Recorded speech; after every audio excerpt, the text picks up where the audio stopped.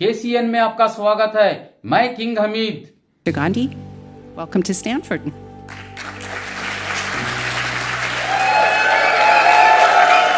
Democracy isn't just about an opposition party. It's about a set of institutions that support the opposition party. And those institutions were either captured, certainly weren't playing the role that they're supposed to play. The entire opposition is struggling in India. Huge financial dominance, institutional capture. And so we decided to walk across the country.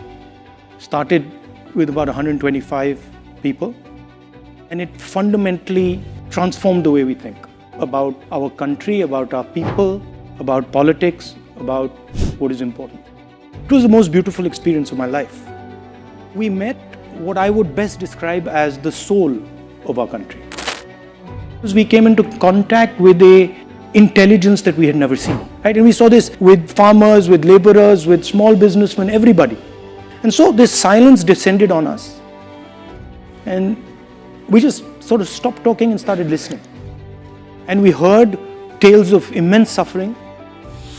I was walking and a young man came and started walking with me. So he had no arms. And we started talking and I asked him, listen, what do you do? And he looked at me and he said, I'm a mechanic. So I said, can I come and see what you do? And he said, yeah. And then he proceeded to take us and show us how he serviced a motorcycle with his feet. It's the most amazing thing I've ever seen in my life. He took apart the entire engine with his feet. And he put the entire engine back together with his feet. I can't do it with my hands. And we saw clearly the disconnect between our politics and our people. And here was this group of people. In a few weeks it became thousands and then millions, just walking.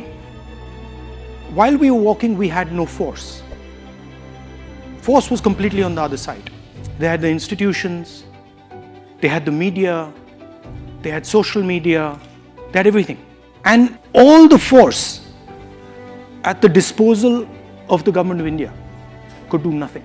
And I realized that force and power are two completely different things. Most people, politicians in particular, confuse force and power and they think they're the same thing. Power is an act of imagination. Power is in the present. It is not linear.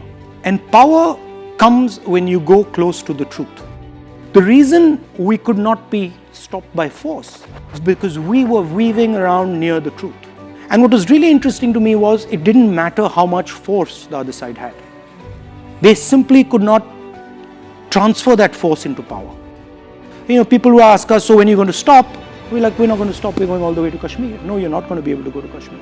They told me in Kashmir that, look, if you walk the last 4 days, you're going to get killed. I was like, fine, no problem, let them do it.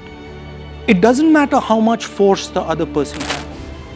You can still have power. And it is determined by how close you are and how precise you are with regards to the truth. You can see these moments of power versus truth in history. My leader, Mahatma Gandhi, fought the entire British Empire. He had no force. They had all the force, all the structures, the army, everything. Didn't matter. The Declaration of Independence here in the United States, again, a moment of power, a moment of truth. I think there are difficult times, but there are also times of opportunity. I think there are times when acts of true power will resonate and can transform the way we think of ourselves.